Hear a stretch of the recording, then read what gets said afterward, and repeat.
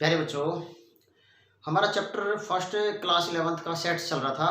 पिछली वीडियो में हम बात कर चुके थे what is set, types of sets and representation of sets, उसके roster form, tabular form, set builder form, हम उसके बारे में बात कर चुके थे विद एग्जांपल के साथ। ठीक है, अब कोई सेट्स के जो हमने डेफिनेशन पढ़ी थी, एग्जांपल से हम पढ़ चुके थे कि व्हाट इज सेट, एंड अगर कोई एग्जांपल हमारे पास गिवन हो तो हम कैसे एनालाइज करेंगे वो सेट होगा या नहीं होगा। ठीक है, लेकिन अब जो इस वीडियो में हम बात कर रहे हैं वो हमारी इस exercise 1.1 class 11 chapter first sets की एक्सरसाइज है। देखो, ठीक है, अब हमारे पास जो एक्सरसाइज 1.1 के बारे में बात कर रहे हैं तो ये कह रहा है कि write the following are set. इसमें जो मेरे पास है, पिछली वीडियो में मैंने बताया था कि अगर हमारे पास कोई एग्जांपल अगर गिवन हो तो हम कैसे एनालाइज करेंगे कि वो सेट होंगे या नहीं होंगे। ठीक है, तो उससे पहले मैंने जब पिछली वीडियो में भी आप लोगों को बताया था कि नोट करके मैंने एक बात लिखवाई थी, और उसमें मैंने ये लिखवाया था कि opinion should not change from person to person, called set. Set कब होगा, हम इसके बारे में चर्चा की थी कि हमने नोट करके एक बात पढ़ी थी क्या, कि opinion should not change from person to person. अगर कोई ओपिनियन वेरी नहीं करते हैं एक पर्सन से दूसरे पर्सन में तो इसका मतलब वो सेट होगा, अदरवाइज सेट नहीं होगा। ठीक है, तो इस जो नोट करके जो बात पढ़ी थी इसकी हेल्प से हम सारे क्वेश्चन करेंगे स्टेटमेंट के जो हैं कि इसमें फर्स्ट पार्ट क्या कर रहा है कि the collection of all months of year beginning with J. अब जे से जो हमारे पास मंथ जो होते हैं वो जो ए से लेके जनवरी से लेके और दिसंबर तक, वो ये तो है नहीं कि एक पर्सन के लिए जो जून है वो जून चेंज होके जुलाई हो जाएगा, ऐसा कुछ नहीं है। जून मंथ जून सभी के लिए होगा। ठीक है, तो इसका मतलब ये पर्सन टू पर्सन वेरी नहीं करेगा, ये पर्सन टू वेरी नहीं करेगा, not vary person to person. ठीक है, तो इसको मैं कह सकता हूं कि ये मेरा सेट होगा। ठीक है, अब देखो कि the collection of most talented writer of India, the collection of most talented writer of India, इसके कंडीशन देखो, कंडीशन के अकॉर्डिंग इसमें जो ओपिनियन है वो सबके डिफरेंट होंगे, तो इसका मतलब ये वेरी करेगा from person to person, person to person. ठीक है, तो इसके अकॉर्डिंग मैं कह सकता हूं it is not set, it is not set. पिछली वीडियो में मैंने तुम्हें बहुत एग्जांपल, बहुत ही सिंपल तरीके से तुम्हें समझाया था कि हम उसको कब सेट मानेंगे कब सेट नहीं मानेंगे। ठीक है, a team of 11 best cricket batsman of the world. ठीक है, ये भी वेरी करेगा, vary from person to person. ठीक है, पर्सन टू पर्सन, तो इसको मैं कहूंगा कि इट इज नॉट सेट, ये सेट नहीं होगा। ठीक है, अब देखो collection of all novels written by Munshi Premchand, जो मुंशी प्रेमचंद जी ने जो नॉवल लिखे थे वो सभी के लिए चेंज थोड़ा ना हो सकते हैं, किसी पर्टिकुलर पर्सन के लिए चेंज थोड़ा ना होंगे, तो इसका मतलब ये not vary from person to person, not vary from person to person. तो मैं ये कह सकता हूं कि ये मेरे पास क्या होगा, इट इज सेट। ठीक है, अब देखो ये collection of most dangerous animals of the world, इसको एग्जांपल से समझते हैं कि ये सेट होगा या नहीं होगा। अब जैसे फॉर एग्जांपल से लेते हैं कि मुझे सांप से डर लगता है। ठीक है, कुछ लोग ऐसे जिनको सांप से डर नहीं लगता, सांप को खाते हैं, सांप को पकड़ते हैं, तो इसका मतलब ओपिनियन जो है लोगों का वो मेरे लिए कुछ और होगा, उस व्यक्ति के लिए कुछ और होगा। तो इसके अकॉर्डिंग मैं ये कह सकता हूं कि ये जो है वेरी करेगा, vary from person to person, तो इसके अकॉर्डिंग मैं कह सकता हूं it is not set, it is not set. तो बेटा पिछली वीडियो में आपने देखा होगा कि कब सेट होगा कब सेट नहीं होगा, हम उसी के अकॉर्डिंग कोई भी स्टेटमेंट हमारे पास गिवन हो हम ये बता सकते हैं कि कब सेट होगा कब सेट नहीं होगा। ठीक है, अब देखो pause the video and note down the question, और उसके बाद हम अगला क्वेश्चन पढ़ रहे हैं।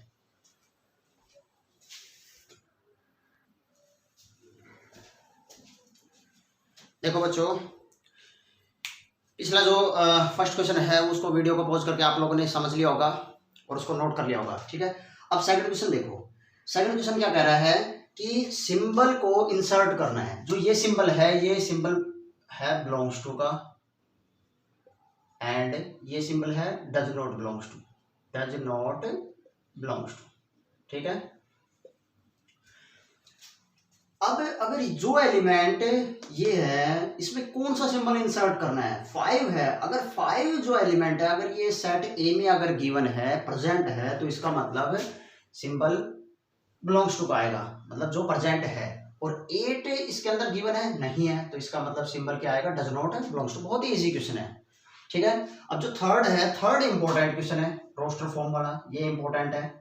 अब इसमें जो बच्चों को इसमें बड़ा कंफ्यूज रहते हैं। अगर किसी बच्चों से पूछा जाए कि ये स्टेटमेंट किसमें गिवन है, नहीं बता पाते।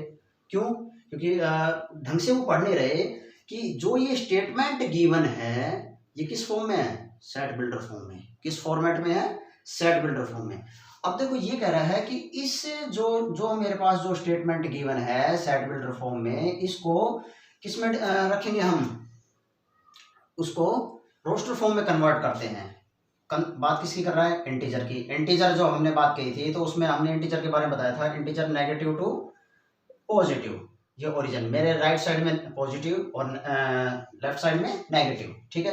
अब एक नंबर लाइन पे इंटीजर के सवाल सोल्व करते समय एक ध्यान रखना, नंबर लाइन के अकॉर्डिंग सोल्व करना। एक्स की वैल्यू में 0 ले रहा हूँ, 7 से छोटी, तो 1 2 3 4 5 6, 7 से छोटी होगी, -1 -2 -3 से छोटी। तो जितने भी ये नंबर हो गए मेरे पास इंटीजर हो गए, नेगेटिव टू पॉजिटिव। इंटीजर वो होंगे जो नेगेटिव टू पॉजिटिव होंगे बट परफेक्ट नंबर लाइन पे असाइन होंगे, ठीक है। तो मैं इसकी जो रोस्टर फॉर्म लिखूंगा, क्या होंगे इसकी roster form? Is equal to, अब रोस्टर फॉर्म क्या होती है? All elements are listed separated by commas and enclosed in curly braces. ये इसकी डेफिनेशन होती है। डेफिनेशन के अकॉर्डिंग हम रोस्टर फॉर्म पढ़ रहे हैं। -2 -1 0 1 2 3 4 5 और 6, ये जो होगी इसकी रोस्टर फॉर्म होगी, ठीक है बेटा। अच्छा अब देखो स्टेटमेंट पढ़ो। इसका सेकंड क्वेश्चन क्या कहता है? x is prime number is divisible of 60। x is prime number. What is prime number? Prime number क्या होते हैं? ऐसे नंबर जो क्या तो अपने आप से डिवाइड हो या 1 से डिवाइड हो, और जो 60 को भी डिवाइड कर रहा है, ठीक है। तो इसका मतलब यहां से अगर मैं इसकी रोस्टर फॉर्म बनाऊं तो 2 एक प्राइम नंबर है, बिल्कुल है, उसके फैक्टर नहीं बन रहे, तो इसका मतलब 2 भी एक प्राइम नंबर हो गया। और देखो 3 भी एक प्राइम नंबर हो गया, ठीक है, जो 60 को डिवाइड कर रहा है। और कौन सा हो गया? 5 भी एक प्राइम नंबर हो गया, ठीक है। और ऐसे नंबर बताओ जो इसको डिवाइड करते हो, और सारे नंबर है उनके फैक्टर बन जाएंगे। तो इसका मतलब हमारे पास कौन कौन से नंबर हैं जो प्राइम नंबर है, जो 60 को डिवाइड कर रहे हैं। और उसको मैं रोस्टर फॉर्म में लिखने का तरीका क्या होगा? ये जो तरीका है ये मेरा रोस्टर फॉर्म में है, ठीक है। अब थर्ड क्वेश्चन क्या कहता है कि the set of all letters of the word trigonometry. अब इसको ध्यान से समझो। जब हमने बात की थी सेट्स के बारे में, तो हमने कुछ उसके जो रोस्टर फॉर्म के बारे में बात की थी, तो उस दौरान मैंने तुम्हें नोट करके ये बात लिखवाई थी। पिछली वीडियो में आप देखना, उसमें मैंने ये बताया था कि जो एलिमेंट्स है वो रिपीट नहीं होने चाहिए। जो रिपीट एलिमेंट है वो एक बार कंसिडर किए जाएंगे, ठीक है। तो इसका जो रोस्टर फॉर्म होगा, क्या होगा? TRIGONMEY,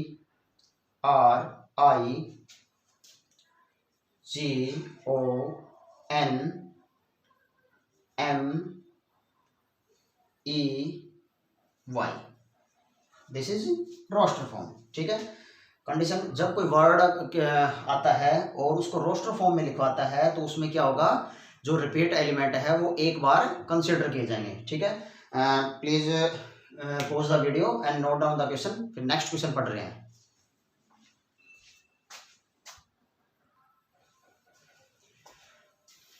थर्ड क्वेश्चन देखो बेटा। थर्ड क्वेश्चन क्या कहता है? Right set builder form. बहुत ही इंपॉर्टेंट क्वेश्चन है, बहुत ही ज्यादा इंपॉर्टेंट है, ठीक है। हरियाणा बोर्ड के पॉइंट ऑफ व्यू से एंड सीबीएसई के पॉइंट ऑफ व्यू से, ठीक है। ऑल स्टेट बोर्ड के अंदर भी ये क्वेश्चन पूछे जाएंगे, ठीक है। और जेडब्ल्यू और आईआईटी में क्वेश्चन पूछे जाते हैं, ठीक है। अब देखो सेट बिल्डर फॉर्म का हमने जो डेफिनेशन पढ़ी थी उसमें क्या बताया था, all elements are possesses a single common property. ठीक है, हमने उसको एग्जांपल से पढ़ा था। तो इसके अंदर हम इसको सेट बिल्डर फॉर्म में रिप्रेजेंट करेंगे। ठीक है, तो सेट बिल्डर फॉर्म, ठीक है, सेट बिल्डर फॉर्म का जो रिप्रेजेंटेशन थी वो क्या थी, x colon x has property of p of x। ठीक है, ये मेरे पास जो नोटेशन थी क्या थी, सेट बिल्डर फॉर्म की। तो इसको मैं क्या लिख सकता हूं, x colon x is equal to 3n। Check करके देखो क्या इसका x is equal to 3n बन सकता है। हम इसको चेक करके देखेंगे तो क्या कि n इज इक्वल टू 1 है, तो then x is equal to क्या होगा 3 इंटू 1 3 हो गया। n is equal to 2, x is equal to कितना हो गया 6, n is equal to suppose करो 3 है तो x इज इक्वल टू कितना हो गया 9। तो इसका मतलब मैं कह सकता हूं कि x is equal to 3n। अब जितने भी ये मेरे पास जो नंबर है ये मैं क्या लिख सकता हूं, किसको बिलोंग कर रहे हैं, नेचुरल नंबर को बिलोंग कर रहे हैं। तो इसका मतलब मैं यहाँ पे लिखूंगा n belongs to natural number. ठीक है, ये भी लिख सकता हूँ। ठीक है, अब इसके अकॉर्डिंग जब यहाँ पे एक ये फाइनाइट सेट है तो मैं ये कह सकता हूँ इसकी रेंज भी लिख सकता हूँ क्या, कि n इज इक्वल टू 4 तो x इज इक्वल टू 12। तो इसका मतलब इसकी रेंज कितनी होगी 1n4। तो इसका मतलब जो ये नोटेशन होगी मेरे पास, ये नोटेशन क्या होगी मेरे पास बेटा, सेट बिल्डर फॉर्म। ठीक है, अब इस सेकंड क्वेश्चन को देखते हैं। इसको देखो सेट बिल्डर फॉर्म क्या हो सकता है।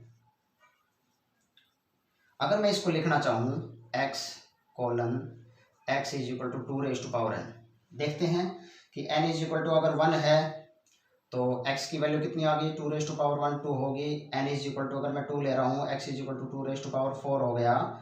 n is equal to 3, x is equal to 2 raise to power 3 is equal to 8। जितने भी नंबर ये बनेंगे वो किस में गिवन होने चाहिए, जो गिवन मेरे पास सेट है उसको उसमें प्रेजेंट होने चाहिए। ठीक है, n is equal to 4, x is equal to 2 raise to power 4 16, n is equal to 5, x is equal to 2 raise to 5 is equal to 32। तो इसका मतलब जितने भी ये नंबर हैं मेरे पास ये क्या होंगे, नेचुरल नंबर को बिलोंग कर रहे हैं। पहले पार्ट में हमने पढ़ा था।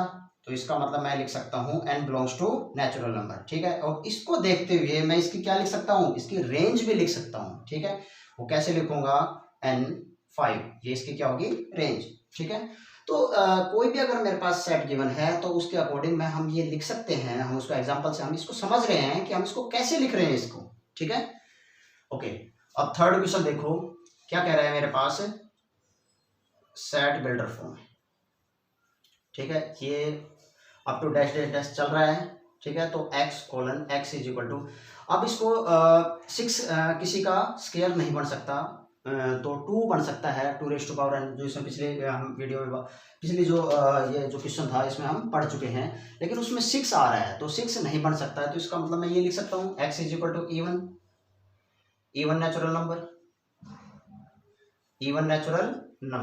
एंड n बिलोंग्स टू, जितने भी n होंगे वो क्या हो गए नेचुरल नंबर को बिलोंग करेंगे। तो मैं लिख सकता हूँ इवन नेचुरल नंबर। ठीक है, अच्छा इसका जो फोर्थ क्वेश्चन है ये देखो, इसको सेट बिल्डर फॉर्म में किस तरह लिखूंगा, सेट बिल्डर फॉर्म।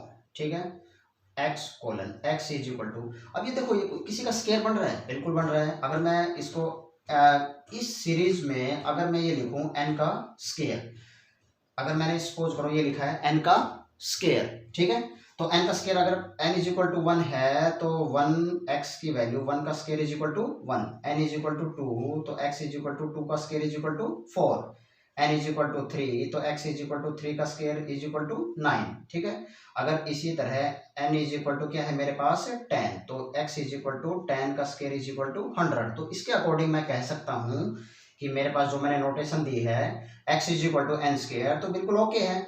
और ये किसको, इसको देखते हुए मैं क्या कह सकता हूँ, क्या है मेरे पास ये नेचुरल नंबर है। क्या है बेटा ये नेचुरल नंबर। ठीक है, और इसकी जो मैं रेंज भी लिख सकता हूँ क्या, कि इसकी जो रेंज है वो यहाँ तक होगी। ठीक है, इसका सिंबल का अगर इसको लेस देन मत करना, क्यों, क्योंकि जो n की वैल्यू उसको इक्वल भी है। ठीक है, तो इसको वीडियो को पॉज करो एंड क्वेश्चन को नोट डाउन करो। ठीक है, अब हम नेक्स्ट क्वेश्चन पढ़ रहे हैं।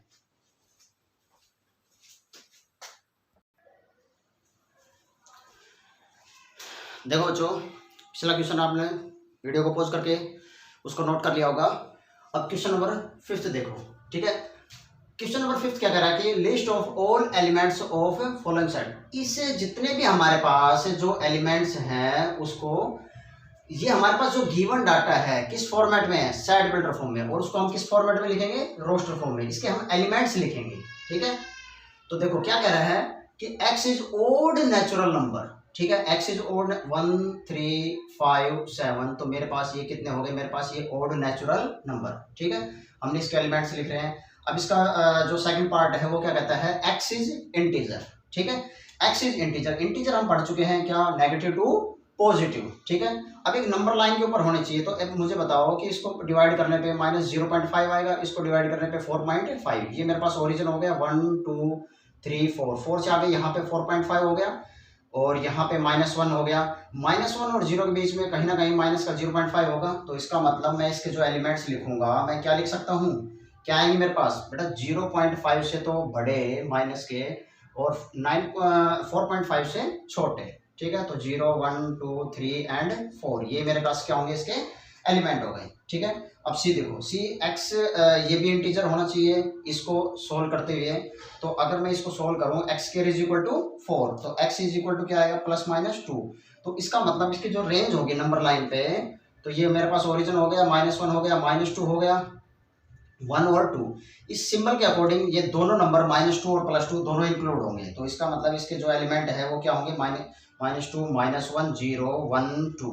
ये दोनों नंबर जो हैं ये भी इसमें इंक्लूड होंगे। क्यों, क्योंकि जो सिंबल कह रहा है लेस देन और इक्वल का भी सिंबल कह रहा है, तो इसके अकॉर्डिंग ये दोनों नंबर भी इसमें इंक्लूड होंगे, ठीक है। अब इसका फोर्थ क्वेश्चन क्या कह रहा है, x is a letter in the word loyal, ठीक है। अब देखो, जब वर्ड से रिलेटेड अगर सेट में पूछा जाता है तो उसमें जितने भी जो रिपीट एलिमेंट है वो सिंगल टाइम कंसिडर किए जाएंगे, ठीक है। तो इसके जो एलिमेंट अगर मैं लिखूंगा तो क्या लिखूंगा, LOYA, ठीक है। ये मेरे पास होगा इसका वो, ठीक है। तो बेटा हम जो एक्सरसाइज जो 1.1 जो चैप्टर फर्स्ट सेट्स के हम पढ़ चुके हैं, ठीक है। अब जो ये चैप्टर जैसे ही हमारे पास खत्म होगा तो उसमें जो कंपटीशन में क्वेश्चन आते हैं या फिर IIT JEE में जो क्वेश्चन आते हैं, चाहे 11th क्लास में हो या 12th क्लास में, तो मैं उसका जो पेपर का सॉल्यूशन IIT JEE का क्वेश्चन पेपर सोल्व करवाऊंगा, तो उसमें हम देखेंगे, ठीक है। Thank you.